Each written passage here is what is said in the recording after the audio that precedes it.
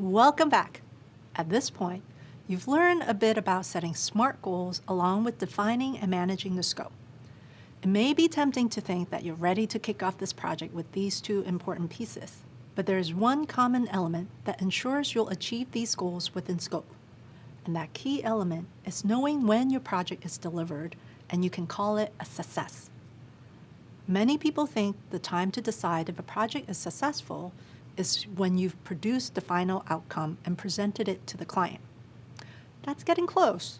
Delivering the final result of your project to the client or user, it's what's called a project launch. You've finished building or creating a project, the tasks are completed, and the deliverables are done. You've hit your goal. The project is successful and considered complete in that sense. But does it work well? Did it achieve your desired outcome? The real deciding factor of project success is when you put the final outcome to the test. Landing is when you actually measure the success of your project using the success criteria established at the outset of the project. This is a crucial part of goal setting that is often overlooked in the initiation phase. For example, think about taking a trip on an airplane. It's not enough for the pilot to be able to get the plane off the ground.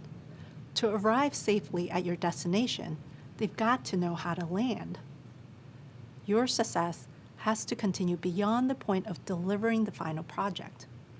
You need to be able to measure whether the project functions as intended once it's put into practice. Let's take the example of your project Plant Pals. You've managed to launch the new service with success.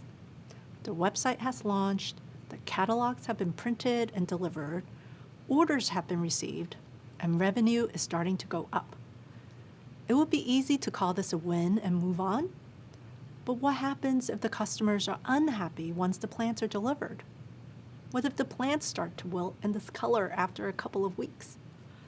Just because launching the project and getting it out the door looks like success on paper, that doesn't mean the project has managed to land. For most projects, a launch itself isn't a meaningful measure of success. It's what comes after the launch that really counts. Launches are only a means to an end, and looking beyond the launch is important to ensure the launch achieves your overall goals. If you start off looking beyond the launch to the landing, you're more likely to get where you're trying to go. Since landing is a concept and not a finite definition, it's important to define what a successful landing looks like for a particular project.